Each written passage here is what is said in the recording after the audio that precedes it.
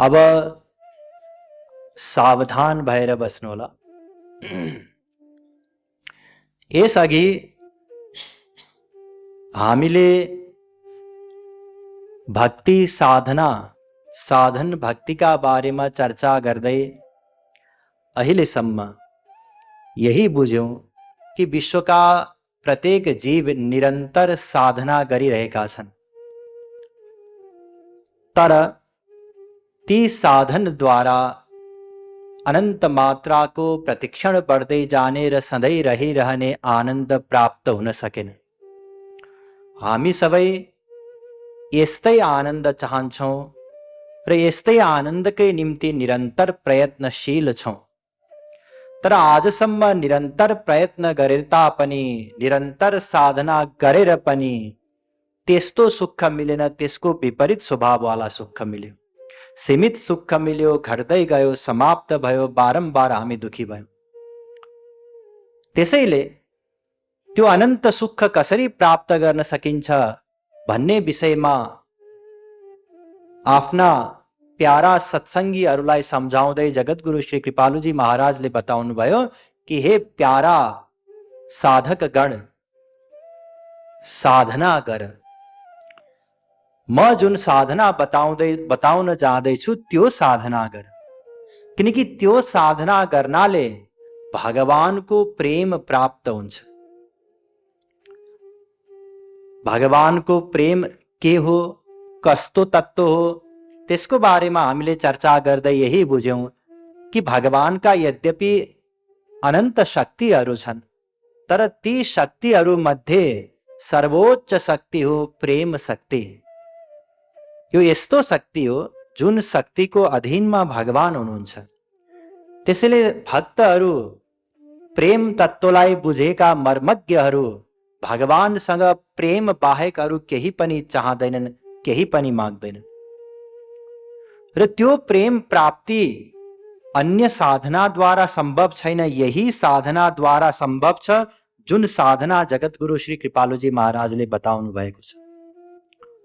यद्यपि प्रेम तत्व साधन सिद्ध होइन, साधना गर्नाले मिल्ने चीज होइन, त्यो त कृपाद्वारा मिल्छ, तर साधना गर्नाले हामी त्यो स्थितिमा पुग्न सक्छौं जुन स्थितिमा पुगेर भगवानले हामी माथि कृपा गर्नुहुन्छ र आफ्नो त्यो प्रेम तत्व दिनुहुन्छ। यो महिमा हो जुन साधना श्री गुरुदेवले बताउनु भयो, त्यो साधनाद्वारा सर्वोच्च प्रेम तत्व प्राप्त हुन्छ। कसरी गर्ने साधना? त्यसको निम्ति सर्वप्रथम गुरुको समीपमा जानु भनेर बताइयो। कसरी जाने गुरुको समीपमा? श्रद्धायुक्त भएर। श्रद्धा भन्नाले पूर्ण विश्वास गुरु र वेद शास्त्रमाथि। र गुरु श्रोत्रिय र ब्रह्मनिष्ठ हुनुपर्छ, यो पनि हामीले बुझ्यौं। वेद शास्त्रको ज्ञाता होस् र स्वयं त्यो तत्व प्रेम तत्वलाई प्राप्त गरेको होस्। यस्तो गुरुले नै हामीलाई प्रेम तत्वको बारेमा सम्झाउन सक्नुहुन्छ, साधना गराउन सक्नुहुन्छ र अन्ततः जब हामी योग्य बन्नेछौं त्यो प्रेम तत्व उहाँले दिन सक्नुहुन्छ। यस्तो श्रोत्रिय ब्रह्मनिष्ठ प्रेमी गुरुको समीपमा श्रद्धापूर्वक गएर उहाँको शरणागति स्वीकार गर्नुपर्छ। शरणागति भन्नाले गुरुको बुद्धिमा आफ्नो बुद्धि जोडिदिनु। अहिले हामी आफ्नो बुद्धि अनुसार नै प्रत्येक कर्म कार्य गर्दछौं। जब कुनै परम सौभाग्यशाली जीव आफ्नो अनन्त जन्मको पुण्यको संस्कार स्वरूप प्रेम तत्व प्राप्त गर्ने अभिलाषाले कुनै वास्तविक गुरुको समीपमा जान्छ, तब उसले आफूले गर्न छोड्छ। आफ्नो बुद्धिलाई गुरुको बुद्धिमा जोडिदिनुको तात्पर्य हो त्यसपछि गुरुले जे बताउनुहुन्छ, जसरी बताउनुहुन्छ त्यस अनुसार नै उसले आफूलाई चलाउँछ। यो हो शरणागतिको तात्पर्य। जुन स्थितिमा जसरी ध्यान दिनु होला, जसरी हामी अहिले आफ्नो बुद्धिको विपरीत कहिले पनि सोच्दैनौं, त्यसै गरी जब गुरुको समीपमा हुन्छौं, गुरुको शरणमा रहन्छौं, तब गुरुको अनुकूल नै चिन्तन गर्नुपर्छ। यही शरणागतिको एकमात्र सबैभन्दा महत्त्वपूर्ण शर्त हो। यद्यपि अनेकौं शर्तहरू छन्, तर सबैभन्दा महत्त्वपूर्ण यही हो, आनुकूल्यस्य सङ्कल्पः। यस प्रकारले गुरुको समीपमा श्रद्धापूर्वक उहाँको शरणागति स्वीकार गरेर अब गुरुद्वारा वेद शास्त्रको सार बुझ्नुपर्छ। आफैले ग्रन्थ पढेर होइन, अनेकौं व्यक्तिहरूको कुरा सुनेर होइन, अनेकौं सन्तहरूको प्रवचन सुनेर पनि होइन, किनकि प्रवचन मैले हिजो र अस्ति सम्झाएँ, सन्तहरूको प्रवचन पनि परस्पर विरोधी हुन्छ। कुनैले एउटा कुरा सम्झाउनुहुन्छ वेद शास्त्रद्वारा नै, अर्कोले अर्को कुरा सम्झाउनुहुन्छ, अर्कोले अर्को कुरा सम्झाउनुहुन्छ। यदि सबैको सुन्यौं भने के हुन्छौं, हामी भ्रममा पर्छौं, शङ्काहरू उत्पन्न हुन्छन्, अनि त्यसपछि साधना हाम्रो रोकिन्छ जहाँको त्यही। त्यसैले गुरुद्वारा वेद शास्त्रको सार बुझ्नुपर्छ र ब्रह्म, माया अनि जीव तत्त्वको बारेमा गुरुद्वारा ज्ञान प्राप्त गर्नुपर्छ। हिजो हामीले संक्षिप्तमा चर्चा गर्यौं र यही बुझ्यौं कि जुन आनन्द हामी निरन्तर चाहन्छौं, वास्तवमा भगवान नै आनन्द हुनुहुन्छ। ब्रह्मको अर्को नाम हो आनन्द। आनन्दो ब्रह्मेति विजानात्, वेदले बताएको छ। तैत्तिरीय उपनिषद 3 छ। भगवान आनन्द हुनुहुन्छ। यो सृष्टिको सृष्टिकर्ता हुनुहुन्छ, सबै कारणको पनि कारण हुनुहुन्छ, सर्वोच्च तत्त्व हुनुहुन्छ, अनन्त शक्तिले युक्त हुनुहुन्छ, सर्वज्ञ हुनुहुन्छ, सर्वव्यापी हुनुहुन्छ। अनेकौं परिभाषाहरू छन् भगवानका, र हामीलाई सबैभन्दा काम लाग्ने यही परिभाषा हो कि भगवान आनन्द हुनुहुन्छ। हामी आनन्द चाहन्छौं नि, त्यसैले भगवानलाई प्राप्त गरेर नै हामी सुखी हुन सक्छौं, अरू उपाय छैन। धन प्राप्त गरेर सुखी हुने भएको भए विश्वका सबै धनीहरू सुखी हुन्थे। सुखी त के, उनीहरू बिचारा राम्रोसँग सुत्न पनि पाउँदैनन्, राम्रोसँग घुम्न पनि पाउँदैनन्। जोसँग जति धेरै सम्पत्ति हुन्छ, ऐश्वर्य हुन्छ, पद हुन्छ, प्रतिष्ठा हुन्छ, त्यो व्यक्ति राम्रोसँग बाहिर डुल्न पनि सक्दैन। जसरी हामी सजिलै डुल्न सक्छौं, कुनै चोकमा गएर हामीलाई मन लागेको मिठाई खान सक्छौं, बिचारा उनीहरू त्यति पनि गर्न सक्दैनन्, निरन्तर डर रहन्छ। त्यसैले भगवानलाई प्राप्त गरेर नै आनन्द मिल्छ। यही प्रमुख ज्ञान हो ब्रह्म सम्बन्धी। बाँकी त हामीहरू केही जान्न नै सक्दैनौँ, किनकि भगवान हाम्रो इन्द्रिय मन बुद्धि भन्दा पर हुनुहुन्छ, दिव्य हुनुहुन्छ। हामी हाम्रो इन्द्रिय मन बुद्धिद्वारा भगवानलाई जान्न सक्दैन। त्यसै गरी मायाको बारेमा पनि ज्ञान प्राप्त गर्नु छ भनेर बताइयो। मायाबाट यो संसार बनेको हो र दुईटा संसार हुन्छन्, हिजो हामीले संक्षिप्तमा बुझेका थियौं। एउटा त बाहिरी संसार जुन मायाबाट बनेको, र अर्को भित्री संसार, हामी भित्रको वासनात्मक संसार, हाम्रा इच्छा वासना चाहनाहरूका एउटा, ती सबै मिलेर एउटा संसार बनेको हुन्छ हामी भित्र। साथै बाहिरी संसारको बारेमा, बाहिरी व्यक्ति अथवा वस्तु अथवा विषयको बारेमा जुन हाम्रो धारणा हो, अनुभव हो, यी सबै भित्री संसार हो। बाहिरी संसार सत्य हो, भित्री संसार मिथ्या हो। बाहिरी संसार हाम्रो शरीरको लागि चाहिन्छ। कसैले पनि संसारलाई च्यालेन्ज गर्न सक्दैन, चुनौती दिन सक्दैन कि मलाई संसारसँग मतलब छैन। सबैलाई चाहिन्छ संसार। तर जुन भित्री संसार हो, त्यसबाट हामीलाई विरक्त हुनु छ। र सबैभन्दा महत्त्वपूर्ण फर्मुला यसको निम्ति के हो? संसारमा सुख छैन। जसले जति मात्रामा यसको चिन्तन गर्छ, त्यो त्यति नै मात्रामा संसारबाट विरक्त हुन्छ।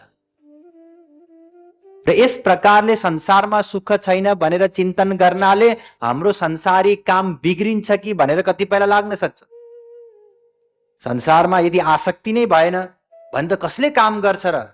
सबै काम चौपट हुन्छ होला? होइन। जति संसारमा आसक्ति हुँदैन त्यति नै संसारी कार्य राम्रो हुन्छ। एउटा पिताले आफ्नो छोराको सर्जरी गर्न पाउँदैन, सर्जन हो भने पनि, किनकि त्यसमा उसको आसक्ति हुन्छ। त्यो आसक्तिको कारणले गर्दा उसको काम गडबड हुने सम्भावना बढी हुन्छ। र अर्कोको बच्चाको सर्जरी गर्न पाउँछ उसले, किनकि त्यसमा उसको आसक्ति हुँदैन, त्यसैले उसले सही सही काम गर्ने सम्भावना बढी हुन्छ। त्यसैले आसक्ति नहुनाले संसारी काम गडबड हुन्छ कि भनेर चिन्ता लिनु पर्दैन। आसक्ति भएन भने झन् राम्रोसँग चल्छ घर गृहस्थी। अस्तु, संसारमा सुख छैन भनेर बारम्बार चिन्तन गर्नु पर्यो। माया तत्वको सारभूत ज्ञान यही हो। र भगवानमा नै सुख छ भनेर बारम्बार चिन्तन गर्नु पर्यो। ब्रह्म तत्वको सारभूत ज्ञान यही हो। र अर्को जीव तत्वको बारेमा पनि ज्ञान प्राप्त गर्नु छ। जीव तत्व भन्नाले म, र म शरीर होइन, म भगवानको दास हुँ, चेतन हुँ, भगवानको अंश हुँ। यो ज्ञान पनि अत्यन्त जरुरी छ। किनकि यदि मैले आफूलाई शरीर माने भने शरीरका सम्बन्धी, शरीरका नातेदारहरूलाई, शरीरको माता पिता इत्यादिलाई मेरो मेरो मेरो भनेर मान्ने छु। तर यदि म भगवानको दास हुँ, आत्मा हुँ भनेर माने भने मेरो को हुने हुनुभयो, भगवान नै हुने हुनुभयो। त्यसैले म आत्मा हुँ, भगवानको अंश हुँ, यसको पनि चिन्तन गर्न जरुरी छ। र हिजो हामीले बुझ्यौं अंशको तात्पर्य भगवानको टुक्रा होइन, अंशको तात्पर्य हो भगवानको शक्ति। र जीव तत्व अर्थात आत्मा जीव शक्ति विशिष्ट ब्रह्मको अंश हो, भगवानको तटस्थ शक्ति हो, अन्तरङ्ग शक्ति होइन। यदि अन्तरङ्ग शक्ति स्वरूप शक्तिको अंश भएको भए अनन्त आनन्दले युक्त हुने थियो। र बहिरङ्ग शक्तिको अंश पनि होइन। बहिरङ्ग शक्तिको अंश त यो संसार हो, त्यसैले जड छ। र आत्माको भगवानसँग भेदाभेद सम्बन्ध छ। केही कुरामा भेद छ, केही कुरामा अभेद छ, र अनेकौं कुरामा फेरि भेद छ। हिजो हामीले विस्तारमा चर्चा गर्यौं। अस्तु, जब ब्रह्म जीव माया तत्वको ज्ञान प्राप्त गर्छौं, ध्यान दिनु होला, हेर्नुस् त अब कति मोटिभेसन मिल्छ हामीलाई भक्ति गर्नको लागि। ओहो, म त आत्मा रहेछु, भगवानको अंश रहेछु, म आनन्द चाहन्छु, भगवान नै आनन्द हुनुहुन्छ, संसारमा आनन्द छैन, भगवानलाई प्राप्त गर्नु छ। आनन्द प्राप्त गर्नको निम्ति भगवानको प्रेम तत्व प्राप्त गर्नु छ। त्यसैले भक्ति साधना त गर्नु पर्यो नि, बाँकी अरू काम पनि गर्नु छ संसार चलाउनको लागि। तर प्रमुख के हो? भक्ति साधना हो। अहिले हामीले के गरिरहेका छौं? प्रमुख संसार। भक्ति त के छ र, समय रह्यो, घरमा पनि कोही पाहुना आएनन्, कसैले बोलाउँदा पनि बोलाएनन्, आज फिल्म हेर्ने पनि प्रोग्राम बनेन, साथीभाइहरू पनि जमघट भएनन्, अफिसमा पनि केही काम भएन। अब के गर्ने त, केही काम छैन। सत्संग छ साँच्चै जाउँ सत्संगमा, अब आज कहीँ केही काम छैन। अर्थात् सबैभन्दा अन्तिम प्रायोरिटीमा, सबैको अलग अलग कक्षा होला, मैले साधारण सर्वसाधारणको कुरा गर्दैछु। यहाँहरूमध्ये अधिकांशले हुन सक्छ केही कुरालाई त्याग गरेर सत्संगमा आउनुहुन्छ होला, अरू कसैले अझै केही कुरालाई त्याग गरेर सत्संगमा आउनुहुन्छ होला। कोही कोही यस्तो हुनु होला कि सत्संगलाई सबैभन्दा पहिलो प्रायोरिटी दिनुहुन्छ होला। घरमा ज्वाइँ आए, छोरी आए, आइरहनु, ल मेरो आज सत्संग छ म गएँ भनेर आउनुहुन्छ कि कोही। सबैको अलग अलग कक्षा छ। अस्तु, जसले जति मात्रामा तत्व ज्ञानलाई आफ्नो मस्तिष्कमा धारण गर्छ त्यसले त्यति नै शीघ्र रूपले भक्ति साधना गर्छ। त्यसैले तत्व ज्ञान अनिवार्य हो। तत्व ज्ञान प्राप्त गर्नलाई हेलचक्राइ गर्नु हुँदैन। यदि कसैले तत्व ज्ञान प्राप्त गरेन सही सही भने फेरि केही बेर साधना गर्छ अनि त्यसपछि फेरि संसारमा नै रुमलिन्छ। त्यसैले ब्रह्म जीव र मायाको बारेमा ज्ञान प्राप्त गर्नु छ। सँगसँगै भगवानसँगको आफ्नो सम्बन्धको बारेमा पनि जान्नु छ। भक्ति साधना गर्नको निम्ति भगवानलाई भगवान मानेर प्रेम गर्न सम्भव छैन।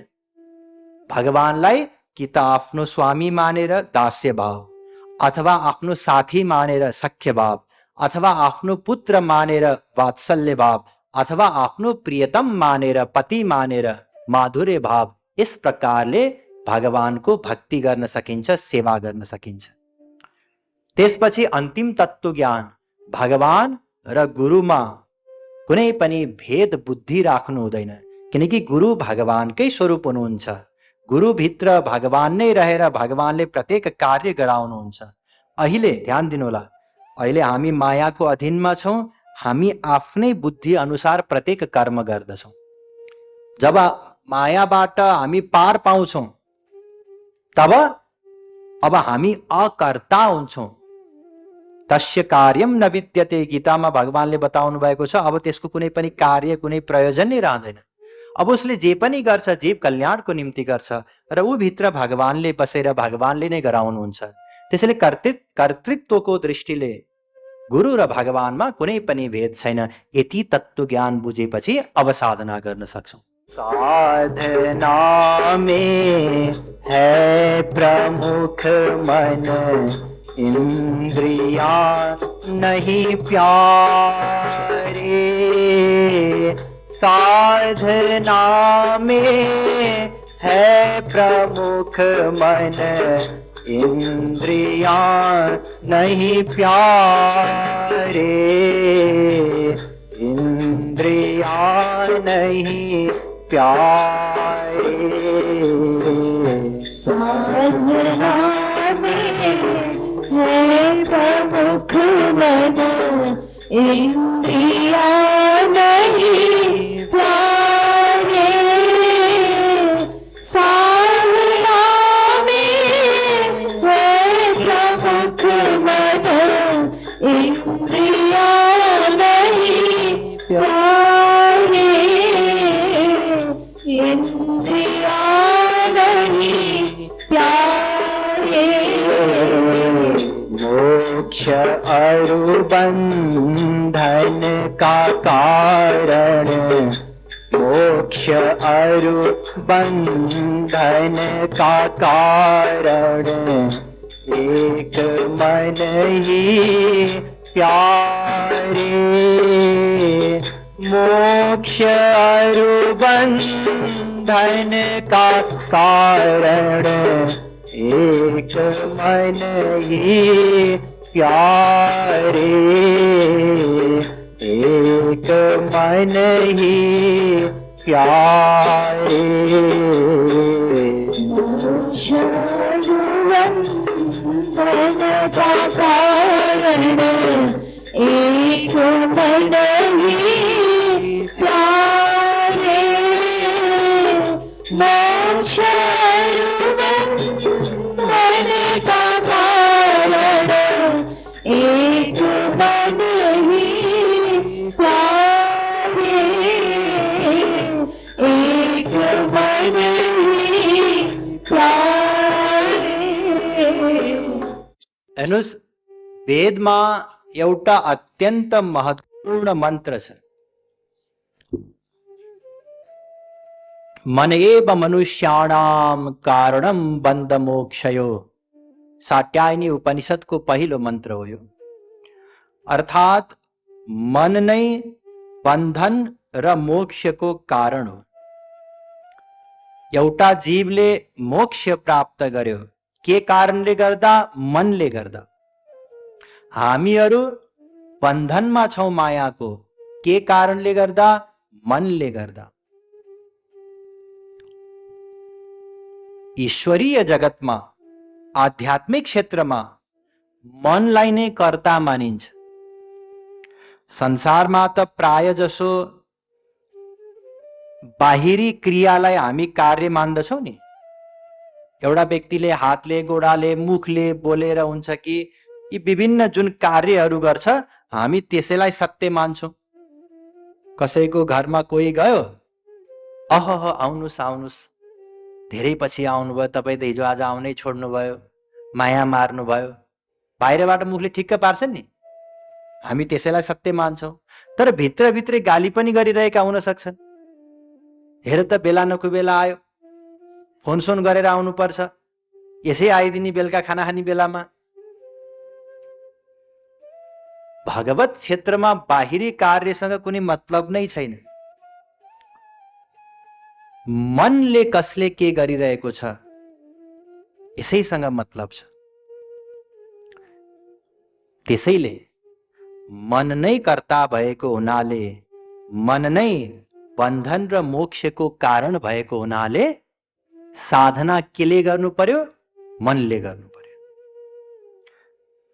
अब यहाँहरूले यसो विचार गर्नु होला, हाम्रै टोल छिमेकमा पनि कहिलेकाहीँ एकादशी इत्यादिमा कीर्तन हुन सक्छ नि। हामी जान्छौँ कीर्तनमा, कोही बजाइरा हुन्छन्, कोही गाइरा हुन्छन्, भगवानकै नाम लिरा हुन्छन्, ठिक छ यहाँसम्म। तर मन लगाउने चेष्टा धेरै कम व्यक्तिलाई थाहा छ। पहिलो कुरा त त्यसैले कसैले गरेकै हुँदैन। कोही नाचिरहेछन् 2 जना, अरू 8 जना त्यही हेरिरहेछन्, कोही गफ गरिरहेछन्, कोही पलाक पुलुक यसै हेरिरह हुन्छन्।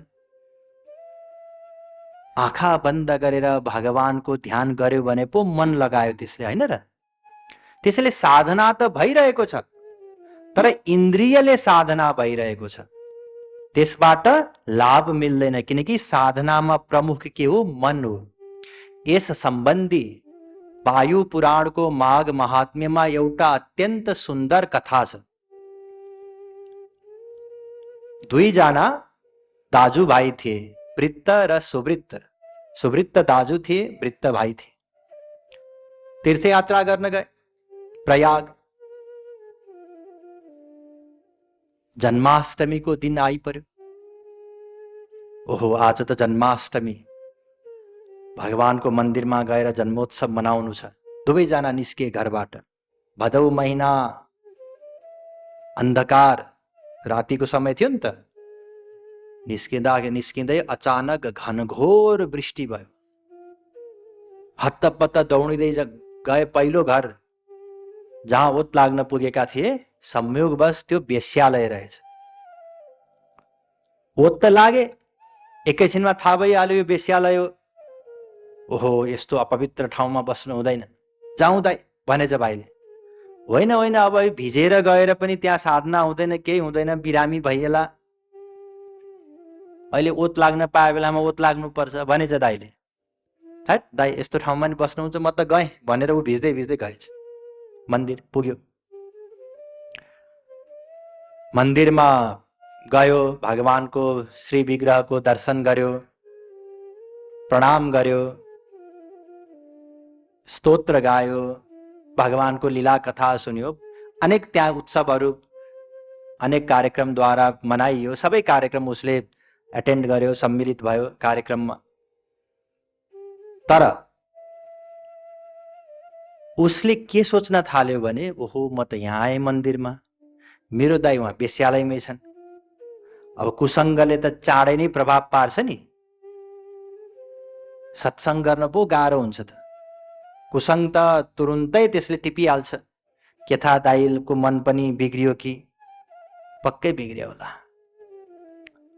ओहो, अहिले त कुनै एउटा वेश्यासँग रमाउँदै होलान्,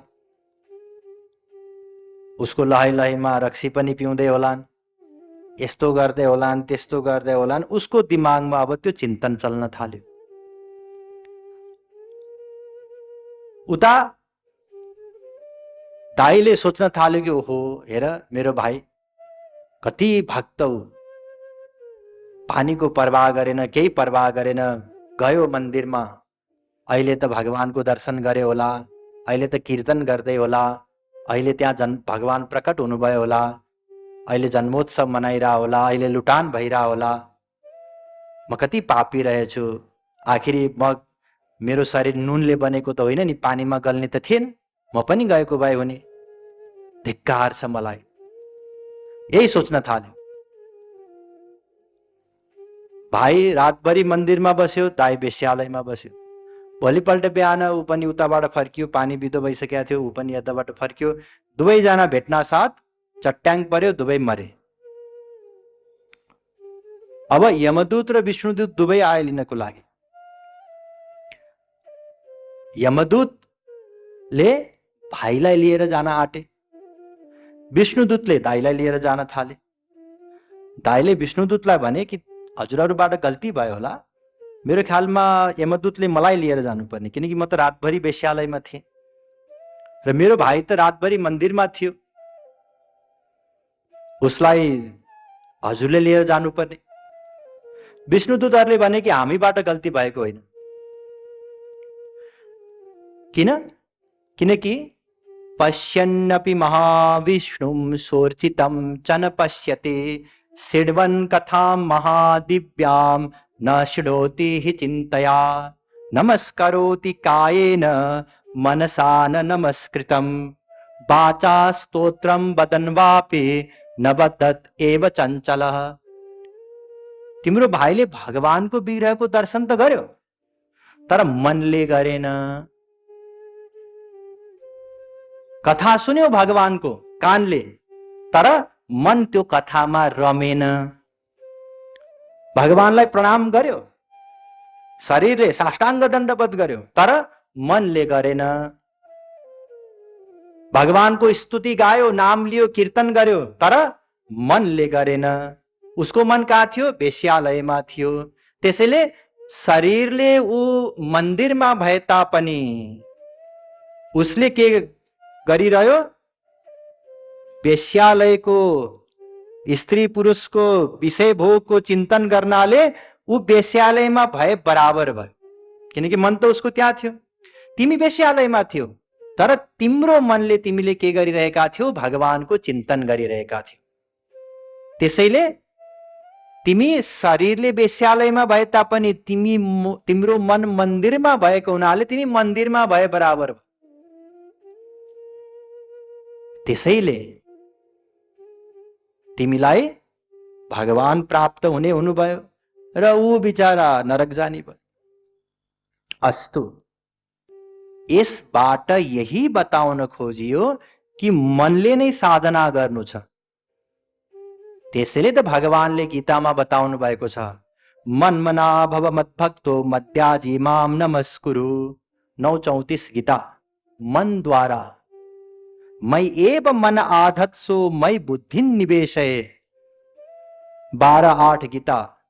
मन बुद्धि दुवै भगवानमा लगाउनु पर्यो, यही साधना हो।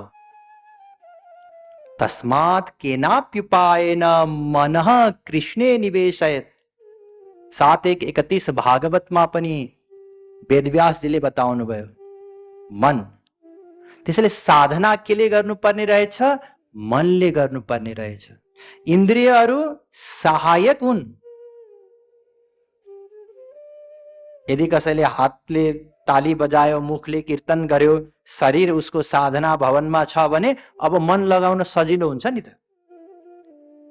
अहिले हाम्रो एकदम उच्च अवस्था त छैन कि एउटा मुभी हेर्न जाउँ, फिल्म हलमा बस्दा बस्दै यता चिन्तन चलिरहोस् भगवानको। त्यो स्थितिमा त हामी पुगेका छैनौँ। पछि पुग्न सकिन्छ त्यो स्थितिमा पनि। जुनसुकै कार्य गर्दा पनि निरन्तर एउटा मनको धारा भगवानमा नै लागिरहेको हुन्छ।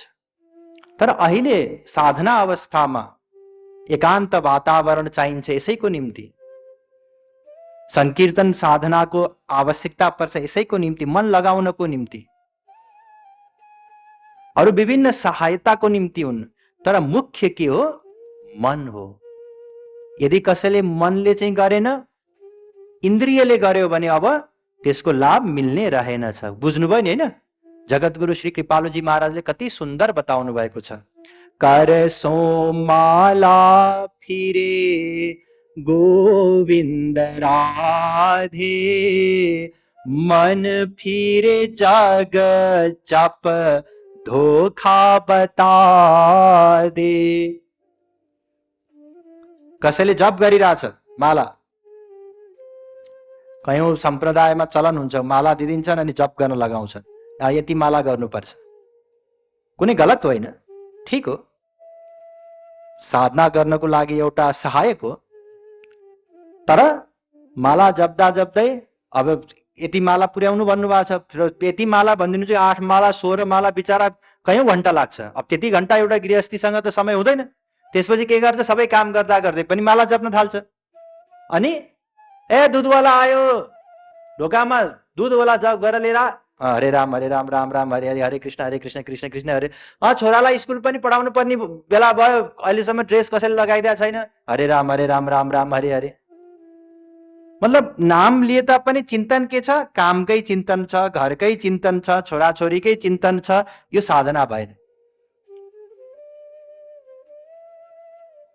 साधन हो, माला जप, कसैले पूजा गर्न लगाउनुहुन्छ, कसैले पाठ गर्न लगाउनुहुन्छ, यो प्रारम्भिक अवस्थामा मन लगाउन सहायक हुन् भन्नको निम्ति हो।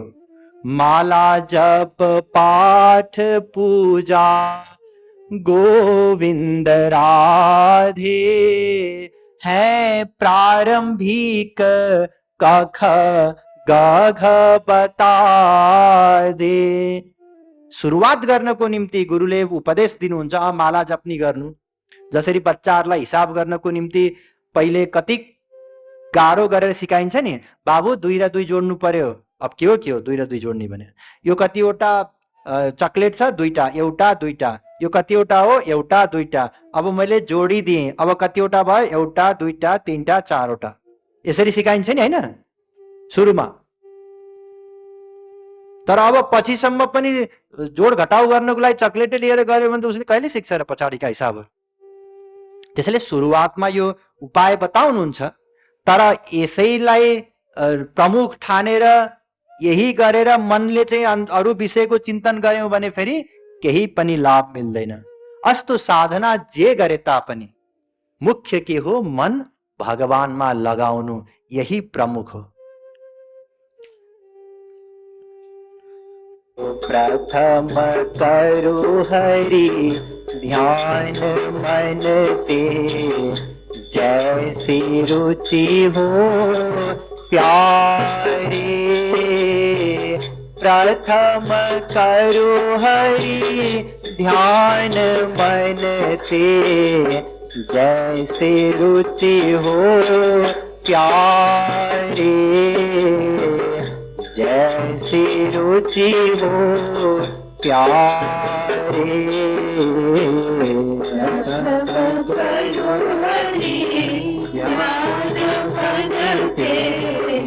जैसी रुचि हो प्यारे,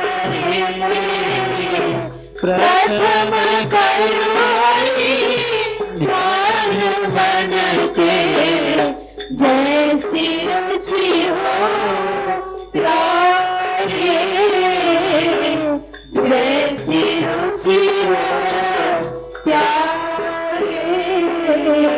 अब हामी ध्यान गर्नको लागि तयार भयौं, किनकि ध्यान गर्नु पूर्व जे जान्नु पर्ने थियो ती सबै कुरा हामीले जानिसक्यौं। ब्रह्मको बारेमा ज्ञान प्राप्त भयो, ब्रह्म नै आनन्द हो भन्ने कुरा बुझ्यौं। जीवात्माको बारेमा ज्ञान प्राप्त भयो, जीवात्मा ब्रह्मको अंश हो, प्रत्येक अंशले आफ्नो अंशीलाई चाहन्छ। संसारमै पनि पृथ्वीको अंश हातबाट छोडिदिनुस्, पृथ्वीतिर जान्छ, किनकि प्रत्येक अंशले आफ्नो अंशीलाई चाहन्छ। पानी निरन्तर समुद्रतिर बग्न खोज्छ, किन? समुद्र पानीको अंशी हो, आफ्नो अंशीलाई चाहन्छ। त्यसैगरी हामी पनि आनन्द भगवानको अंश भएको हुनाले स्वाभाविक रूपमा आनन्दलाई चाहन्छौं, भगवानलाई चाहन्छौं। मायाको बारेमा पनि ज्ञान प्राप्त भयो, संसारमा सुख छैन, भगवानबाट नै सुख मिल्छ। कसरी मिल्नुहुन्छ भगवान, कसरी प्राप्त हुन्छ भगवानको प्रेम? साधना गर्नाले। र त्यो साधनामा मन नै प्रमुख हो, किनकि मन नै कर्ता हो।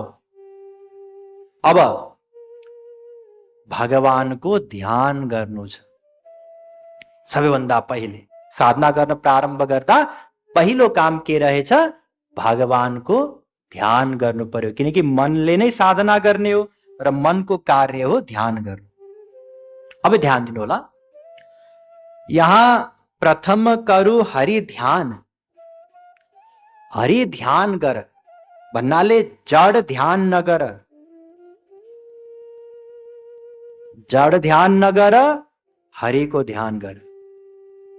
जड ध्यान भन्नाले यहाँहरू मध्ये हुन सक्छ कयौं साधकहरू विभिन्न स्थानमा जानुभयो होला, त्यहाँ अनेक प्रकारका ध्यान विधिहरू सिकाइन्छ।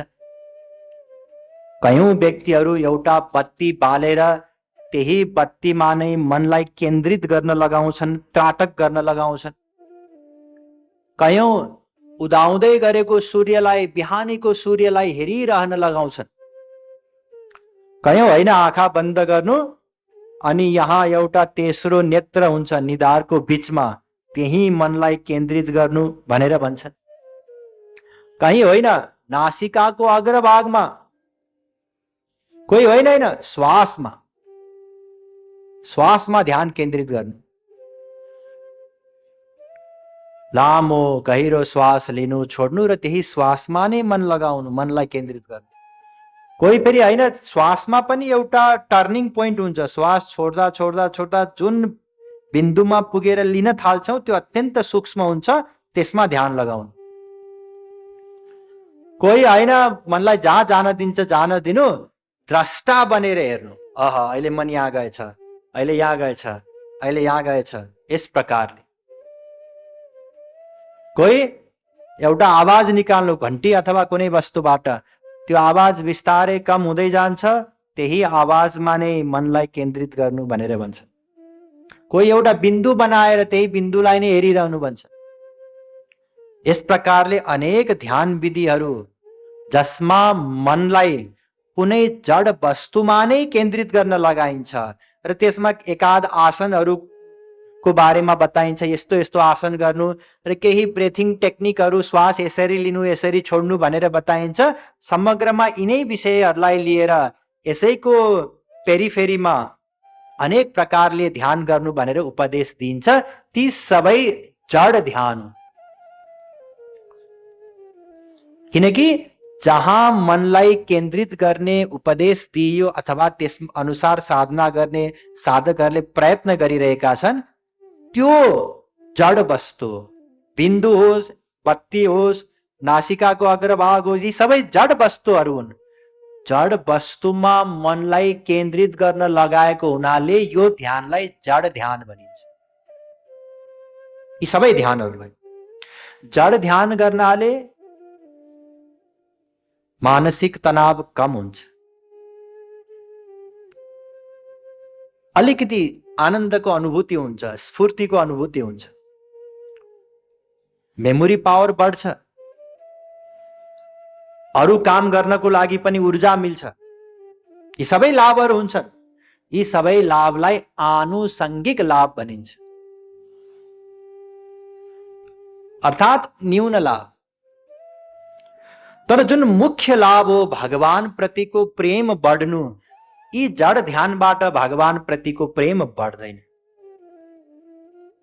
त्यसैले यहाँ बताउनु भयो ध्यान त गर, साधना मनले नै गर्ने हो, ध्यान गर्ने हो साधनामा, तर हरि ध्यान गर, जड ध्यान होइन। कुरा बुझ्नु भयो? किनकि मैले यसकारण यहाँहरूलाई बताउँदैछु, किनकि कहीँ ठाउँमा जानुभयो भने त्यहाँ व्यक्तिहरूले यसै यी अनेक प्रकारका जड ध्यान गर्न लगाउँछन् र तुरुन्तै अनुभव पनि हुन सक्छ कतिपयलाई। 2-4 दिन गरे थिएँ, मलाई त एकदम आनन्द आइरहेछ, एकदम तनावमा थिएँ, अलि हल्का भएको छ, लाभ मिल्छ, संसार सम्बन्धी लाभ। तर भगवान प्रतिको प्रेम जड ध्यानबाट बढ्दैन र हामीलाई त के चाहिएको छ? भगवानको प्रेम चाहिएको छ, किनकि प्रेम नै सर्वोच्च तत्त्व हो। अस्तु, जड ध्यान होइन, हरि ध्यान। अब अर्को जुन चेतन ध्यान हुन्, चेतन ध्यान पनि 3 प्रकारका हुन्छन्। किन 3 प्रकारका हुन्छन्? किनकि भगवानका 3 वटा स्वरूप हुन्छन्। वदन्ति तत्त्वविदस्तत्त्वम् यज्ञानमद्वयम् ब्रह्मेति परमात्मेति भगवान इति शब्दते। श्रीमद् भागवतमा वेद व्यासजीले बताउनु भयो 1:2:11 कि भगवान श्री कृष्ण का 3 वटा स्वरूप हुन्छन्। जुन परम तत्व हो, सर्वोच्च तत्व, अद्वैय ज्ञान तत्व, वहाँका यी 3 वटा स्वरूपहरू भएको हुनाले 3 प्रकारका ध्यान हुन्छन्। एउटा स्वरूप हो ब्रह्म, अर्को स्वरूप हो परमात्मा र अर्को स्वरूप हो भगवान। यहाँले यी 3वटै शब्द सुन्नुभयो होला, मेरो ख्यालमा सुनिसक्नु भएको छ, ब्रह्म, परमात्मा र भगवान। अलिकति यसको बारेमा पनि बुझौं। ब्रह्म यस्तो स्वरूप हो भगवानको जुन निर्गुण निर्विशेष र निराकार स्वरूप। अर्थात् ब्रह्मको आकार हुन्छ हुँदैन, रूप हुन्छ हुँदैन, नाम हुन्छ हुँदैन, कुनै गुण होला गुण पनि हुँदैन, लीला कुनै त्यो पनि हुँदैन, धाम त्यो पनि हुँदैन, जन त्यो पनि हुँदैन, केही पनि हुँदैन। केवल सत्ता मात्रको नाम हो ब्रह्म। आफ्नो सत्ता रहन्छ, सबै अनन्त शक्तिले युक्त हुन्छ, तर कुनै पनि शक्ति बाहिर प्रकट हुँदैन। आफ्नो एउटा सत्ता रहन्छ, आफ्नो एउटा आनन्दमा मस्त रहन्छ, त्यो स्वरूपको नाम हो ब्रह्म। र ब्रह्मले केही पनि गर्दैन, अकर्ताको स्वरूप। कुरा बुझ्नु है ब्रह्मको बारेमा। अर्को स्वरूप हो परमात्माको स्वरूप। परमात्माको स्वरूप भन्नाले अब अनन्त शक्तिहरू परमात्माका प्रकट भएका हुन्छन्। त्यसैले अनन्त नाम हुन्छ, अनन्त रूप हुन्छ, अनन्त गुण हुन्छ, अनन्त धाम हुन्छन्, तर लीला हुँदैन। जुन हाम्रो हृदयमा रहेर भगवानले कर्मको हिसाब राख्नुहुन्छ भनेर भन्छौ नि, एको देवः सर्वभूतेषु गूढः सर्वव्यापी सर्वभूतान्तरात्मा कर्माध्यक्षः। श्वेताशतरोपनिषद 6:11।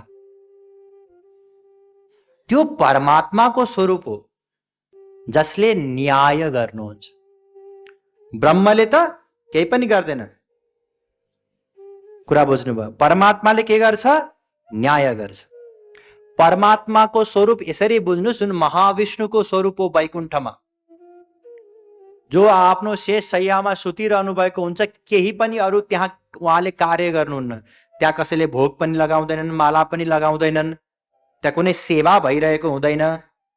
भगवानको त्यो अवस्थाको नामलाई भनिन्छ परमात्मा। कुरा बुझ्नुभयो? जुन न्यायमूर्ति हुनुहुन्छ, जसले न्याय गर्नुहुन्छ। र भगवानको अर्को स्वरूप हुन्छ, परमात्मा सगुण साकार हुनुहुन्छ। सगुण भन्नाले मायाको गुणले युक्त होइन, अनन्त दिव्य गुणले युक्त। कुरा बुझ्नुभयो? र अब भगवानमा आउनुहोस्। भगवान पनि सगुण सविशेष साकार नै हुनुहुन्छ, अनन्त शक्तिले युक्त हुनुहुन्छ, अनन्त नाम रूप धाम इत्यादि छन्। सँगसँगै अनन्त लीलाहरू हुन्छन् र अनन्त जनहरू हुन्छन्। जब महाविष्णुले नै लीला गर्नुहुन्छ, अब उहाँ भगवानको स्वरूपमा हुनुहुन्छ। कुरा बुझ्नुभयो? महाविष्णुले नै जब लीला गर्नुहुन्छ, अब उहाँ भगवान बन्नुहुन्छ। र भगवान के हुनुहुन्छ? कृपालु हुनुहुन्छ, कृपाकर्ता हुनुहुन्छ। परमात्मा न्यायकर्ता, ब्रह्म अकर्ता, भगवान कृपाकर्ता। ब्रह्म निर्गुण निर्विशेष निराकार, परमात्मा सगुण सविशेष साकार, भगवान सगुण सविशेष साकार। परमात्माको लीला परिकर हुँदैन, भगवानका लीला परिकरहरू हुन्छन्। यहाँले सुन्नुभयो होला नि ज्ञानी शब्द। ज्ञानीको तात्पर्य, ज्ञान मार्गको तात्पर्य हो ब्रह्मको अनुसन्धान गर्ने, ब्रह्मको ध्यान गर्ने मार्ग। अब यसो विचार गर्नुहोस्, ब्रह्मको ध्यान गर्न कठिन छ नि, होइन र? किनकि मनलाई केही न केहीमा टेकाउनको लागि त आधार चाहियो। ब्रह्मको नाम पनि छैन, रूप पनि छैन, लीला पनि छैन, गुण पनि छैन, धाम पनि छैन, केही पनि छैन। केमा टिकाउने त मनलाई? भन्दा टिकाउने ठाउँ नै छैन। त्यसैले ज्ञान साधना अत्यन्त कठिन। कुरा बुझ्नुभयो? त्यसैले त ज्ञान साधनामा प्रवेश गर्नको निम्ति, ज्ञान साधनाको साधनाको कसरी गर्ने भनेर केवल सुन्नको निम्ति नै साधन चतुष्टय सम्पन्न हुनुपर्छ। अब यो त अहिले भक्ति साधनाको चर्चा हुँदैछ, त्यसैले यहाँ जो पनि आउन सक्नुहुन्छ, कुनै योग्यता लिएर आउनु पर्दैन। यदि यो ज्ञान मार्गको कक्षा भएको भए चारवटा साधनले पहिला सम्पन्न हुनु पर्थ्यो। विवेक, वैराग्य, समाधि, षट सम्पत्ति, मुमुक्षुत्व इत्यादि। यति कडा कडा नियमहरू छन् यसमा कि 8 अरब मध्ये सायद 8 जना योग्य होलान् ज्ञान मार्गको प्रवचन सुन्नको निम्ति। त्यसैले सम्भव छैन। अब परमात्माको जसले ध्यान गर्ने प्रयत्न गर्दछन्, उनीहरूलाई भनिन्छ योगी। कुरा बुझ्नुभयो? योग मार्ग पनि अत्यन्त कठिन मार्ग हो। त्यहाँ पनि मनमाथि कन्ट्रोल इत्यादि अनिवार्य हो। र यदि कुनै ज्ञानी अथवा योगीले ध्यान गर्दै गर्दै गर्दै गए रे करोडौं कल्पसम्म, करोडौं जन्म लगाएर भने पनि ज्ञानीको जो इष्ट हुनुहुन्छ ब्रह्म, उनी त बिचारा अकर्ता हुन्, कृपा गर्न सक्दैनन् नि त। किन केही गर्दै गर्दैन। जसले केही गर्दै गर्दैन उसले न त कृपा गर्छ, न त क्रोध गर्छ, न त दया गर्छ, न त गाली गर्छ, केही पनि गर्दैन। र योगीका जो इष्ट हुन् आराध्य, उहाँ परमात्मा के हुनुहुन्छ? न्यायकर्ता हुनुहुन्छ। अब हाम्रा त अनन्त पापहरू छन्, कुरा बुझ्नुभयो नि। यदि कसैले न्याय गर्यो भने अदालतमा न्यायाधीशले के गर्छन्? कुनै शरणमै गएर ल प्रभु म अब शरणमा आएँ, आइन्दा म कुनै पनि पाप गर्दिन, कानुन एउटा साधारण कानुन पनि तोड्दिन, म एकदम कानुन अनुसार नै चल्छु, मैले योभन्दा अगाडि 1-2 मर्डर गरेको थिएँ, हत्या गरेको थिएँ, मलाई माफ गरिदिनुस् भन्यो भने न्यायाधीशले माफ गर्छ? गर्दैन। उसले भन्छ ठिक छ, अगाडि कुनै पनि त्यस्तो कार्य नगर्नु, कानुन तोड्ने काम नगर्नु, तर अहिलेसम्म जे जति गरेका थिइस् त्यसको सजाय चाहिँ तैँले पाउँछस् भनेर भन्छ नि न्यायाधीशले। परमात्माले पनि योगीमाथि कृपा गर्न सक्नुहुन्न। त्यसैले कसले कृपा गर्नुहुन्छ? भगवानले कृपा गर्नुहुन्छ। र कृपा गर्नको निम्ति भगवानको भक्ति गर्नु पर्यो, भगवानको ध्यान गर्नु पर्यो। त्यसैले यहाँ बताइयो हरि ध्यान साधना गर्दा के गर्नु पर्यो? हरिको ध्यान गर्नु पर्यो, भगवानको ध्यान गर्नु पर्यो। कुरा बुझ्नु भयो?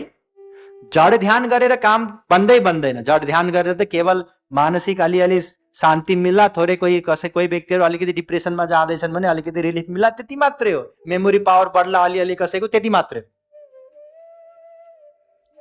तर जुन चैतन्य ध्यान हो, चैतन्य ध्यान भन्नाले भगवानको ध्यान, त्यसमा पनि ब्रह्मको ध्यान र परमात्माको ध्यान। ब्रह्मको ध्यान त गर्नै कठिन छ, परमात्माको ध्यानद्वारा भगवानको कृपा मिल्दैन। त्यसैले भगवानको ध्यान गर्नु छ, हरिको ध्यान गर्नु छ। अब हरिमा ध्यान दिनु होला, विष्णु पनि पर्नुहुन्छ। यो होइन कि अघि जुन महाविष्णुको स्वरूप मैले बताएको थिएँ एकदम शान्त भाववाला, त्यो स्वरूप परमात्माकै स्वरूप हो, तर उहाँले अनेकौं अनन्त लीलाहरू गर्नुहुन्छ। हो, त्यो लीलाको चिन्तन गर्न पाइयो। अब भगवान विष्णु हुनुहुन्छ, अब परमात्मा विष्णु हुनुहुन्छ। कुरा बुझ्नु भयो? अब यसपछिको पंक्तिहरू अझै, जैसी रुचि हो प्यारे प्रथम करू हरि ध्यान मनते। मनले ध्यान गर्नु छ। कस्तो ध्यान गर्ने? जस्तो रुचि हुन्छ त्यस्तै। यही इष्टदेवको ध्यान गर्नुपर्छ, जरुरी छैन भगवानका अनन्त स्वरूप छन्, कुनै स्वरूपको ध्यान गर्दा हुन्छ। यही स्थानमा ध्यान गर्नुपर्छ, पूजा कोठामै बसेर जरुरी छैन, आफ्नै खाटमा बसेर गर्न सकिन्छ। नुहाएर गर्नुपर्छ, त्यो पनि जरुरी छैन। अहिले त 4 दिन हो, मासिक धर्मको समय हो, यति बेला ध्यान गर्नु हुँदैन, यो नियम पनि त्यहाँ लागू हुँदैन। जति बेला जसले जुन अवस्थामा जसरी पनि ध्यान गर्न सक्छ, आफ्नो रुचि अनुसार। कसैलाई बिहान मन लाग्छ बिहान गर्नुहोस्, दिउँसो मन लाग्छ, सबैजना बच्चा बच्ची पनि पढ्न जान्छन्, अरू सबै अफिसमा जान्छन्, म एक्लै घरमा छु, के गर्ने त भन्दा भगवानको ध्यान गर्नुहोस् दिउँसो, किनकि बिहान फुर्सद मिल्दैन। कसैलाई बेलुका मिल्ला, सबैजना सुतिसक्छन्, अनि त्यसपछि त के छ र म ध्यान गर्छु। कयौं साधकहरू हुनुहुन्छ बेलुका ध्यान गर्न बसेको एकैचोटि बिहान बिउजिनुहुन्छ, बिहान ध्यानबाट उठ्नुहुन्छ।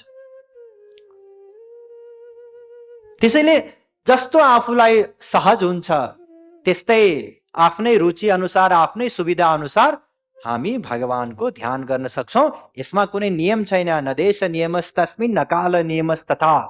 यदि कर्मकाण्ड गर्नु परेको भए नियम हुन्थ्यो, त्यहाँ कडा नियम, 6वटा कडा नियमहरू छन् कर्मकाण्ड गर्नको निम्ति।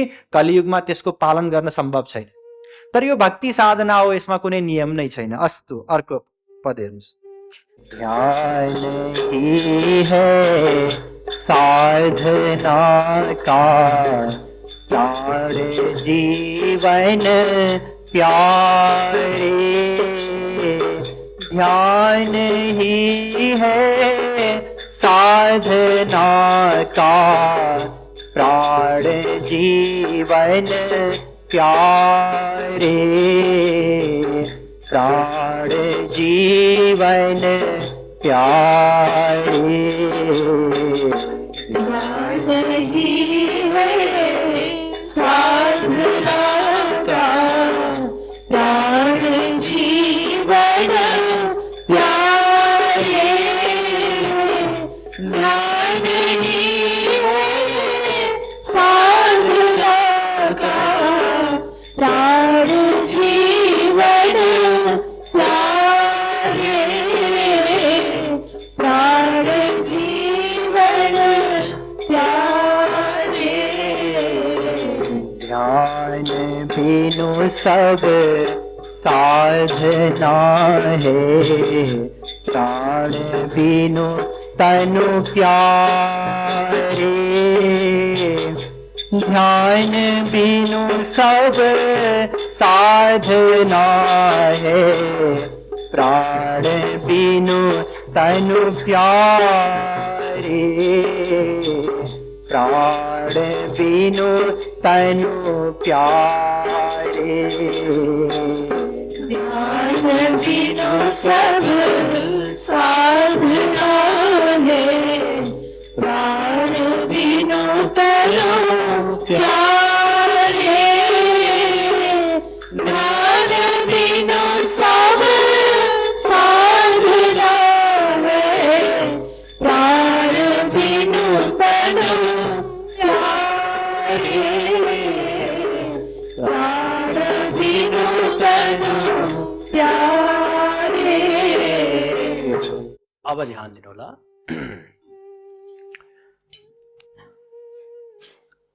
સાધનામાં મન પ્રમુખ हो, त्यसैले मनले नै भगवानको ध्यान गर्नु छ सबैभन्दा पहिले। र यो जुन भगवानको ध्यान हो, यही साधनाको प्राण हो। त्यसो त भक्तिका अनेकौं साधनाहरू बताइएका छन्। श्रवणम, कीर्तनम, विष्णु स्मरणम, पाद सेवनम, अर्चनम, वंदनम, दास्यम, सख्यम, आत्मनिवेदनम। 7:5-23 भागवत। यी 9 प्रकारका भक्तिहरूको उपदेश वेद व्यासजीले, प्रहलादजीले भागवतमा वर्णन गर्नुभएको छ। र यी 9 प्रकारका साधनाहरूमा पनि प्रमुख 3 हुन्। श्रोतव्यः, कीर्तितव्यश्च, स्मर्तव्यश्चेत् छताभयम्। 2:1-5 भागवत। सुखदेव जी महाराजले बताउनु भयो 3वटा प्रमुख हुन् यसमध्ये। पहिलो हो श्रवण भक्ति। अहिले हामी श्रवण भक्ति गर्दैछौँ, सुन्दैछौँ। चाहे कर्ममा होस् अथवा ज्ञानमा होस् अथवा भक्तिमा होस्, सबैभन्दा पहिलो भक्ति हो श्रवण भक्ति। आत्मा वाहरे द्रष्टव्य, श्रोतव्य, कीर्तितव्यश्च, स्मर्तव्यश्चेत् छताभयम्। यसैलाई बताउनु भयो कि पहिला सुन्नु, मनन गर्नु, निधिध्यासन गर्नु। बृहदारण्यको उपनिषद 4:5-6। आवृत्ति रसकृदुपदेशात् 4:1-1 ब्रह्मसूत्रमा पनि बताउनु भयो श्रवण गर र त्यसलाई मनन पनि गर सँगसँगै। मन्तव्य भनेर बताउनु भयो जहाँ वेदमा, त्यसैलाई यहाँ बताउनु भयो आवृत्ति रसकृदुपदेशात्। अब यो श्रवण भक्ति जुन हो, श्रवण भक्ति 2 प्रकारको हुन्छ। एउटा त तत्त्व ज्ञानको श्रवण, एउटा भगवानका लीला कथाहरूको श्रवण। तत्त्व ज्ञान भाव भक्तिमा पुग्नुभन्दा पहिलेसम्म अत्यन्त आवश्यक पर्छ। कसैले यो नसोचोस् कि मैले सुनिसकेका त्यही त हो, कति सुन्नु। विजित हृषिक वायु भिरदान्त मनस्तुरगम। 10:87-33 भागवत। यो मनको कारणले गर्दा ठुला ठुला व्यक्तिहरूको पतन भएको छ। सिद्धान्त नबुझेको हुनाले, सिद्धान्तलाई धारण नगरेको हुनाले, त्यसैले कसैले पनि मनमाथि भरोसा नगर्नु। जसरी युद्धमा जाँदाखेरि तलवार पनि चाहिन्छ, ढाल पनि चाहिन्छ नि बच्नको लागि, सिद्धान्तले हामीलाई जोगाउँछ। त्यसैले सिद्धान्त अत्यन्त आवश्यक पर्छ। यदि सिद्धान्त भएन भने एउटा आएर सुनाइन्छ, ए त त राधे राधे गरिरहेछ, माला जप्नु पर्छ भाइ, माला, कलियुगमा माला नजपी काम बन्दैन। ए हो रे भन्यो, फेरि त्यतै दौड्यो। अर्को, ए माला पो जप्दो रहेछ, भगवान शालिग्रामको पूजा गरेछस्? गरेका छैन। ल शालिग्रामको पूजा नगरी त के कामै छैन, यहाँ हेरी शास्त्रमा लेख्या छ। ए हो भन्यो, सक्यो। ए शालिग्रामको पूजा पो गरे रहेछ, एकादशीको व्रत बस्ने गरेछस्? छैन त। ल कामै छैन नि एकादशीको व्रत नबसिकन। अनेकौं व्यक्तिहरूले अनेकौं कुरा सुनाउँछन् अनि संशयात्मा विनश्यति 4:40 गीता। शङ्का उत्पन्न हुन्छ, पदच्युत हुन्छ, त्यो आफ्नो पथबाट, साधनाको पथबाट भ्रष्ट हुन्छ। अस्तु, तत्त्व ज्ञान पनि चाहिन्छ र भगवानका लीला कथाहरू सुन्नु यो पनि अत्यन्त ठुलो साधना हो। हेर्नुहोस्, वेद व्यासजीले पूजालाई सबैभन्दा महत्त्व दिनुभयो। पूजामा अनुराग हुनु, पूजादिस्विति अनुराग पाराशर्य, नारद भक्ति सूत्रको 16औं सूत्र। पूजादिमा अनुराग हुनु परम, यही भक्ति हो। तर पूजा इत्यादि त इन्द्रियको साधन हो नि, कर्मेन्द्रिय। पूजा यहाँहरू मध्ये कतिपयले गर्नुभयो होला, घरमा गर्नुभयो होला। पहिला सामग्री यो जम्मा पार, त्यो जम्मा पार, सबै जम्मा पार, भगवानलाई स्नान गराइदेऊ, धूपबत्ती गर, प्रसाद चढाइदेऊ, सबै कर्मेन्द्रियको कार्य हो नि पूजामा। त्यसैले गर्गाचार्यजीले भन्नुभयो यो त कर्मेन्द्रियको साधना हो। कथादिस्विति गर्ग 17औं सूत्र नारद भक्ति सूत्रको। कथादि श्रवण गर्नु, अब यो के हो? ज्ञानेन्द्रियको कार्य हो। पूजा कर्मेन्द्रियको, कथा सुन्नु ज्ञानेन्द्रिय। र भगवानको कथा सुन्नाले सताम प्रसंगान मम वीर्य संविदो भवन्ति हितकर्ण रसायना कथा तस्जोषणादा स्वपवर्ग वर्त्मनि श्रद्धा रतिर्भक्तिरनुक्रमिष्यति। भागवत 3:25-25। भगवान को कथा सुन्नाले श्रद्धा, रति, भक्ति आपसे आप हुँदै हुँदै हुँदै जान्छ। तब कथामृतम तप्त जीवनम कवि विवीरितम कल्मषापहम। भगवानको कथा सुन्नाले सबै तापहरू, दुःखहरू नष्ट हुन्छन्। त्यसैले भगवानको लीला कथाहरूको श्रवण गर्नु पनि अत्यन्त ठुलो साधना हो। र भगवानका लीला कथाहरू त यति महत्त्वपूर्ण हुन् कि आत्मा रामश्च मुनयो, जो आत्मा राम हुन्, आत्मा राम भन्नाले आत्मामा नै रमण गर्नेवाला आत्मज्ञानी अथवा ब्रह्ममा रमण गरिरहेका ब्रह्मज्ञानीहरू, उनीहरूले पनि यदि भगवानको लीला कथाहरू श्रवण गरे भने, भगवानका गुणावलीहरू सुने भने के गर्न थाल्छन्? कुर्वन्त्यहैतुकी भक्तिम इत्थम भूत गुणो हरि। अब भक्ति गर्न थाल्छन्। 1:7-10 भागवत। यसको प्रमाण सुखदेव जी महाराज। सुखदेव जी महाराज आत्मा राम हुनुहुन्थ्यो, परमहंस हुनुहुन्थ्यो, जन्मजात परमहंस, जन्मजात माया निवृत्त, जन्मजात ब्रह्मानन्दमा लीन। जब उहाँले भगवानको गुण सुन्नुभयो, अहो बकीयम स्तन कालकूटम जिघांसयापाय यदप्य साध्वी लेभे गतिम धातृचिताम ततोन्यम कम्बा दयालुम शरणम ब्रजेम। भगवान यति दयालु हुनुहुन्छ कि आफूलाई मार्ने उद्देश्य लिएर आएकी पूतनालाई समेत भगवानले आफ्नो लोक दिनुभयो। यस्तो दयालु भगवानलाई छोडेर म कहाँ जाऊं? यो गुण सुन्ना साथ वहाँ वेदव्यासजीको शरणमा जानुभयो। ध्यान दिनुहोला, जो ज्ञान मार्गको अन्तिम कक्षामा पुग्नु भएको थियो, वहाँ भक्तिको पहिलो कक्षा श्रवण गर्नको निम्ति वेदव्यासजीको शरणमा जानुभयो। त्यसैले कथा श्रवण गर्नु यो पनि भक्तिको साधन हो।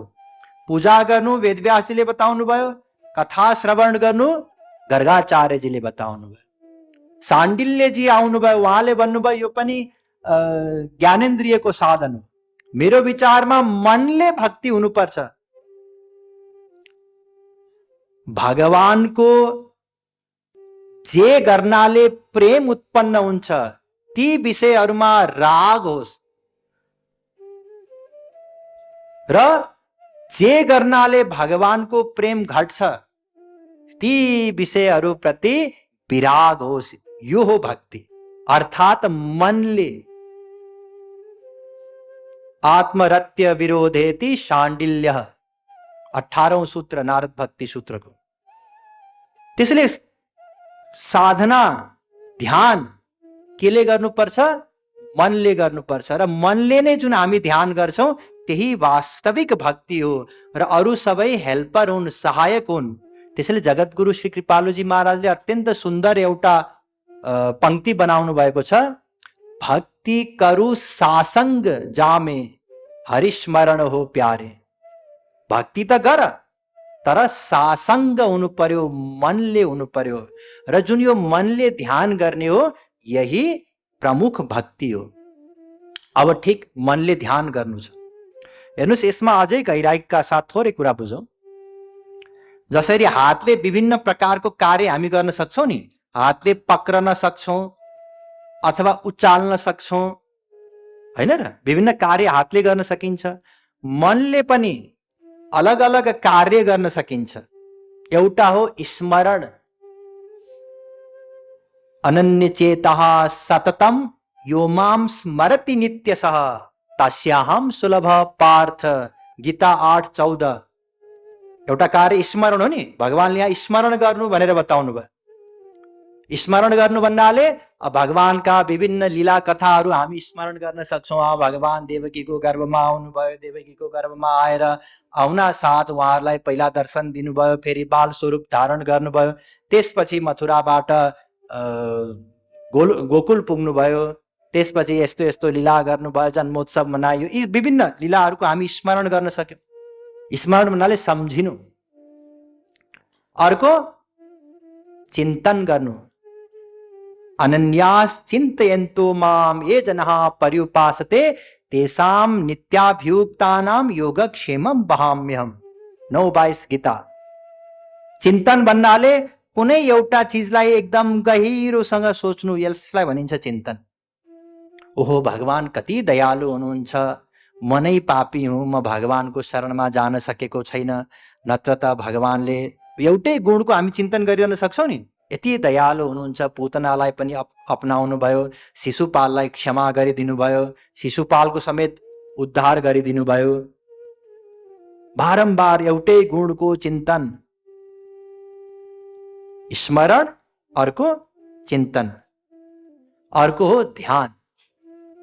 अनन्येनैव योगेन माम ध्यायन्त उपासते तेषामहं समुद्धर्ता मृत्यु संसार सागरात्। 12:6, 12:7 गीता। यी तीनवटा कार्य मनले गर्न सकिन्छ। स्मरण, चिन्तन र ध्यान। ध्यान भन्नाले आँखा बन्द गरेर भगवानको स्वरूपको ध्यान गर्ने। भगवानको मयूरको प्वाख भएको अत्यन्त सुन्दर मुकुट छ, कालो लामो घुङ्रिएको कपाल छ, निधारमा चन्दनको लेप लगाउनु भएको छ, तिलक धारण गर्नु भएको छ, मन्द मन्द मुस्कुराइरहनु भएको छ, कानमा अत्यन्त सुन्दर कुण्डलहरू हल्लिरहेका छन्, आँखामा प्रेम रस छचल्किरहेको छ, मलाई हेरिरहनु भएको छ, मतिर आइरहनु भएको छ। यस प्रकारले भगवानको ध्यान गर्न सक्छौं। र यी तीनवटा मध्ये पनि ध्यान सबैभन्दा बढी प्रभावकारी हो। यहाँहरूले भागवतमा देवर्षि नारदजीले ध्रुवलाई दिएको उपदेश सुन्नुभयो होला। देवर्षि नारदजीले ध्रुवलाई सम्झाउनुहुन्छ। पहिला अब हिजो आज जस्तो फोटो त थिएन नि त। भगवान कस्तो हुनुहुन्छ त उहाँले वर्णन गर्नुहुन्छ। जसरी हिजो आज हामी फोटो देख्दाखेरि भगवान यस्तो यस्तो हुनुहुन्छ भनेर सन्तहरूले बताए अनुसार, शास्त्रले बताए अनुसार चित्रकारहरूले चित्र बनाएका छन्। प्राचीन समयमा त त्यो थिएन होला। देवर्षि नारदजीले बताउनु भयो पहिले सबै भगवानको श्रृङ्गार भन्नुभयो। यसरी यसरी ध्यान गर भगवानको रूपको, गुणको पनि ध्यान गर। उहाँ अत्यन्त दयालु हुनुहुन्छ, कृपालु हुनुहुन्छ र यो ध्यान गर कि मतिर आइरहनु भएको छ, मलाई प्रेमपूर्वक हेरिरहनु भएको छ। यस प्रकारले ध्यानको उपदेश दिनुभयो। र यदि पुरै स्वरूपको ध्यान गर्न कठिन भयो भने एक एकवटा अङ्गको पनि ध्यान गर्न सक्छौँ। तत्रैकावयवं ध्यायेत् अभ्युच्छिन्नेन चेतसा। सुखदेवजी महाराजले बताउनु भयो 2:1:19 कि एक एकवटा अङ्गको पनि हामी ध्यान गर्न सक्छौँ। त्यसैले भगवानको ध्यान गर्नु छ र यो ध्यान नै प्रमुख हो। मनले ध्यान गर्नु छ र वास्तवमा जति पनि साधनाहरू छन् ती सबैमा ध्यान नै प्राण हो। प्राण भन्नाले बुझ्नुहुन्छ नि, हुन त हाम्रो सबै अङ्गहरूको आफ्नो आफ्नो महत्त्व छ, आफ्नो आफ्नो विशेषता छ, तर सबैभन्दा महत्त्वपूर्ण त प्राण हो नि, होइन र? यदि प्राण नै छैन भने कोही विश्व सुन्दरी किन नहोस्? अब त्यसको सौन्दर्यताको कुनै महत्त्व छ र? छैन नि। त्यसैले जसरी सबैभन्दा महत्त्व प्राणको, प्राण नरहना साथ यो शरीर के हुन्छ? मुर्दा बन्छ। त्यसै गरी साधनाको पनि प्राण के हो? ध्यान हो। यदि ध्यान भएन भने अरू जति पनि साधनहरू छन् ती सबै के हुन्छन्? मुर्दा समान हुन्छन्। अर्थात् कुनै विशेष लाभ मिल्दैन। लाभ त मिल्छ। तुलसीदासजी महाराजले बताउनु भएको छ, भाव कुभाव अनख आलस हो, नाम जपत मङ्गल दिशी दशौं। मङ्गल हुन्छ नाम लिनाले। कसैले कुनै भावले लियोस् अथवा मन लगाएर लियोस्, नलगाइकन लियोस्, किन भन्न पर्यो त नि राधे राधे भनेर पनि त राधे राधे लियो नि एकछिन। जसरी लिए पनि केही न केही त्यसको नामको एउटा संस्कार बस्छ, प्रभाव पर्छ।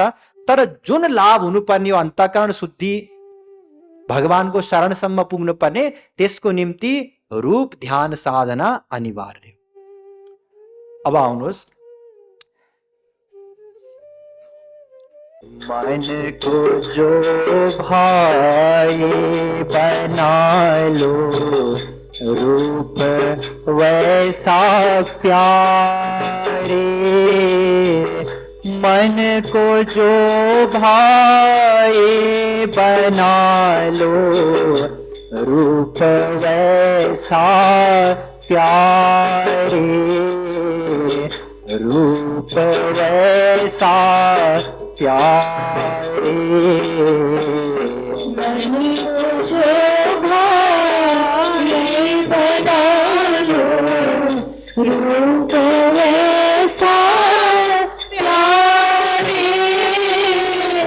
मन को जो भाई बना लो, रूप वैसा प्यारे। रूप वैसा प्यारे। मन ही पे श्रृंगार करो सब, जैसा भाए प्यारे। मन ही ते श्रृंगार करो सब, जैसा भाए प्यारे। जैसा भाए प्यारे। मन ही ते श्रृंगार करो सब, जैसा भाए प्यारे। मन ही ते श्रृंगार करो सब, जैसा भाए प्यारे। जैसा भाए प्यारे। अब भगवानको ध्यान गर्न बस्यो ध्यान गर्दा त रूप बनाउनु पर्यो नि। कस्तो रूप बनाउने? जस्तो इच्छा लाग्छ त्यस्तै रूप बनाउन सक्छु। किनकि भगवान जस्तो पनि रूप लिनको लागि तयार हुनुहुन्छ। त्वम स्त्री त्वम पुमान असि त्वम कुमार उतवा कुमारी त्वम जीर्णो दण्डेन वञ्चसि। श्वेताश्वतरोपनिषद 4:3। भगवान बुढो बनेर लौरी टेकेर पनि आउन तयार हुनुहुन्छ। अर्थात् उहाँले कुनै नियम बनाउनु भएको छैन कि यस्तै गर्नुपर्छ। अब एउटा शंका कसैलाई हुन सक्छ कि हामीले भगवानलाई देखेकै छैनौं, देखा भए कति सजिलो हुन्थ्यो ध्यान गर्नको लागि। त्यस्तो होइन। यसो विचार गर्नुस् त, हामीले घरमा दिनदिनै देखेको अनुहार आफ्नो आमा बुबा, उनीहरूको एकछिन ध्यान गर्न थाल्नुभयो भने के ध्यान गर्न सक्छौँ र? सक्दैनौँ नि। कान कस्तो छ बनाउनुस् त, कान के थाहा कान कस्तो छ? अलिअलि आँखा नाक ओठ यति मात्रै त हामीलाई मोटामोटी त्यो पनि केही केही थाहा हुन्छ नि, हैन? त्यसैले जस्तो भगवान हुनुहुन्छ त्यस्तै ध्यान गर्नुपर्ने भएको भए धेरै गाह्रो हुन्थ्यो, देखे पनि हामी गर्न सक्दैनथ्यौं। तर भगवानले यति सजिलो बनाइदिनु भएको छ कि जस्तो इच्छा लाग्छ, भर्खरैको नवजात शिशु भन्छौं नि हामी, त्यस्तो स्वरूपको ध्यान गर्न मन छ, गर्न सक्छौं। कुमार अवस्थाको गर्न सक्छौं।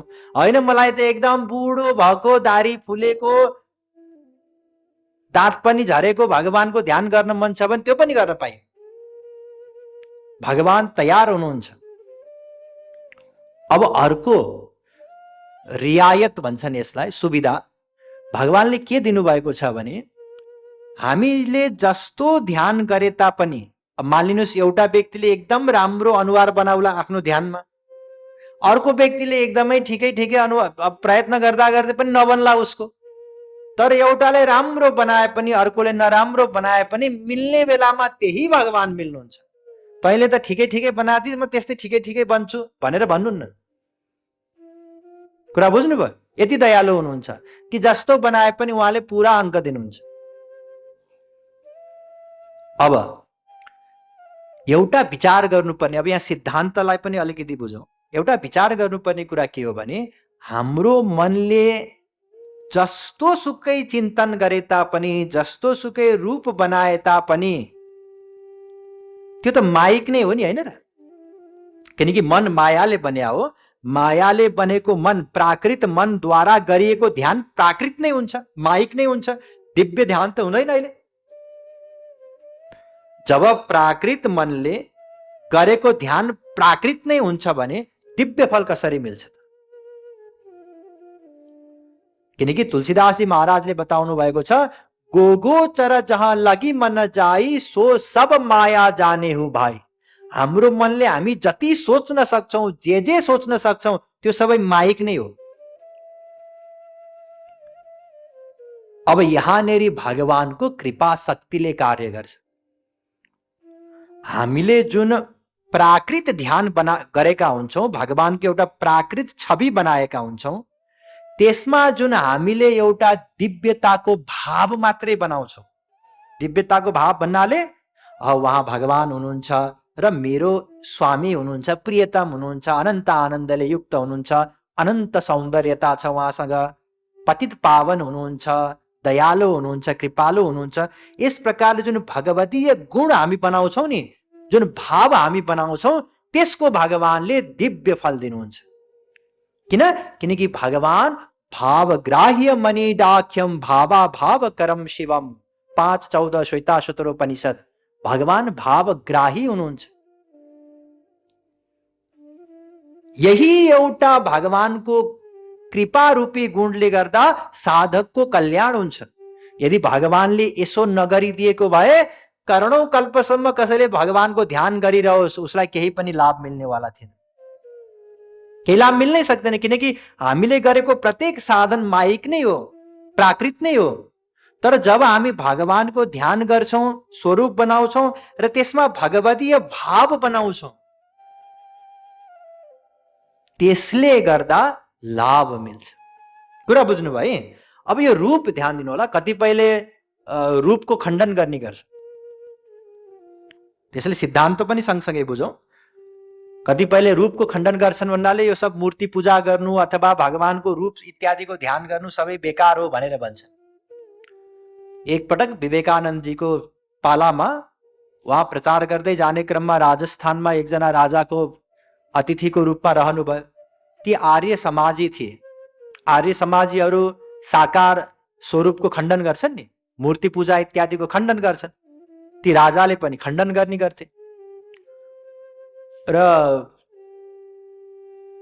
राजा र विवेकानन्दजी एउटा सभामा बस्दाखेरि राजाले आफ्नो तर्क राखे, सब यो मूर्ति पूजा इत्यादि सब बेकार हो, भगवान कुनै साकार साकार हुनुहुन्न इत्यादि कुरा गर्न थाले।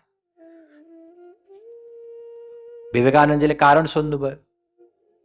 राजाले भने कि त्यो मूर्ति त आखिर पत्थर त हो, काठ त हो, माटो त हो, त्यसको पूजा गरेर के हुन्छ? विवेकानन्दजीले राजाको त्यही बैठक कोठामा एउटा दयानन्द सरस्वती राजाको जो गुरु थिए उनको तस्बिर थियो। त्यो तस्बिरलाई गएर निकालेर जमिनमा फ्याँकिदिनु भयो। राजा अब क्रोधित भए। अब आफ्नो गुरुको तस्बिर यतिले पनि पुगेन, कुल्चिनु भयो, आफ्नो चरण राख्नुभयो विवेकानन्दजीले।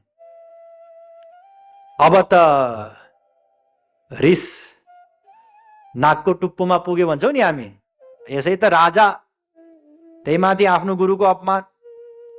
पहिला त यी पनि सन्त होलान् भनेर फोटो खसालिन्जेल केही भनेन, तर जब टेक्ना साथ तपाईँले के गर्नुभयो? या त यसको स्पष्टीकरण दिनुहोस्, अन्यथा अब राम्रो हुँदैन। विवेकानन्दजीले सोध्नु, मैले के गरेर? तपाईँले मेरो गुरुप्रति अपमान गर्नुभयो। गुरुप्रति? यो त एउटा कागज हो, रङ हो। मैले त कागज माथि टेक्या हो, रङ माथि टेक्या हो। कागजलाई माथि भित्तामा थियो, तल भुइँमा राखिदिए। होइन होइन, कागज भए पनि मेरो गुरुप्रतिको भाव छ यसमा। हो, जसरी तपाईँको गुरुप्रतिको भाव छ यसमा, त्यसै गरी जसले मूर्ति पूजा गर्छन् उनीहरूको पनि त्यो मूर्तिमा भगवानको भाव हुन्छ। त्यही भगवानको भावले उनीहरूलाई लाभ दिने हो, पत्थरले लाभ दिने होइन। त्यसै गरी ध्यान दिनु होला।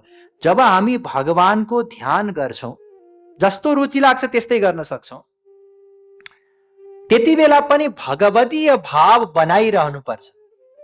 अन्यथा के हुन्छ? श्रीकृष्णको ध्यान गर्दा गर्दा एउटा पुरुषको ध्यान हुन्छ। कुरा बुझ्नुभयो नि? अब स्त्रीहरूले कुनै सुन्दर पुरुषको, जसरी संसारी पुरुषको पनि ध्यान गर्छन् त्यस्तै ध्यान हुन जान्छ अन्यथा। त्यसैले सँगसँगै भगवतीय भावना पनि बनाइरहनु पर्छ। ठिक। अब ध्यान गर्नको लागि सामग्री चाहिन्छ। जसरी यसरी बुझ्नुहोस्, मानिलिनुहोस्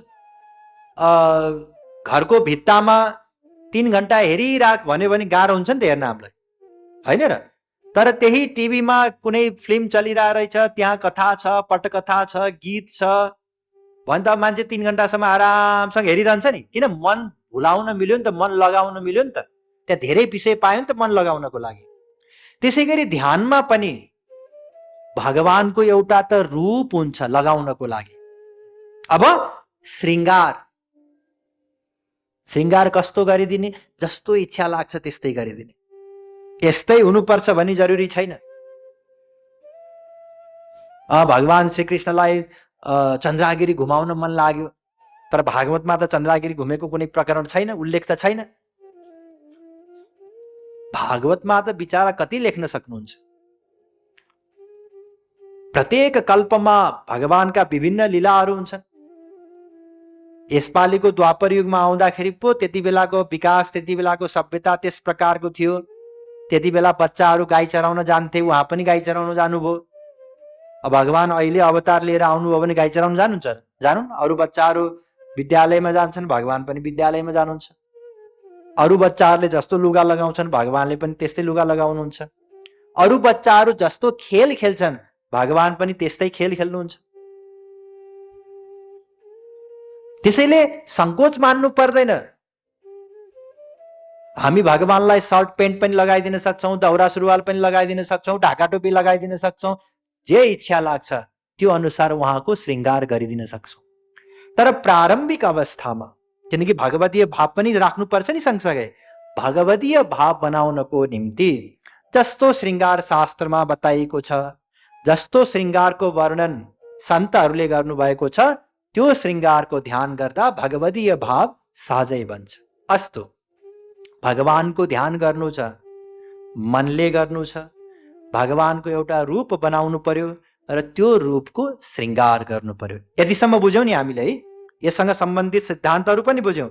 अब यसपछि अझै धेरै चिज बुझ्न बाँकी छ, बुझिनेछ, तर आज होइन भोलि। वृन्दावन बिहारी लाल की जय, श्रीमद् सद्गुरु सरकार की। अब कृपया 5 मिनट बाँकी छ अझै, एकैछिन ध्यान गर्नुहोला। सहज कुनै आसनमा बस्नुहोस्, आँखा बन्द गर्नुहोस्, लामो गहिरो श्वास लिनुहोस् र अहिलेसम्म जति बताइएको छ भगवानको ध्यान गर्नु छ। भगवानको कुनै एउटा स्वरूप अगाडि केही बेर चित्र हेर्न सक्नुहुन्छ र त्यही चित्र अनुसार भगवानको स्वरूप बनाउने प्रयत्न गर्नुहोस् मनले। यदि मोबाइल स्विच अफ गर्न बाँकी छ भने गरिहाल्नुहोस् नि फेरि।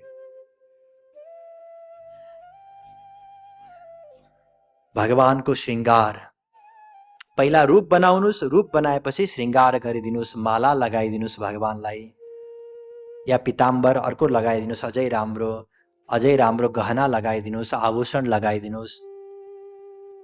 यस प्रकारले भगवानको ध्यान गर्नुहोस्।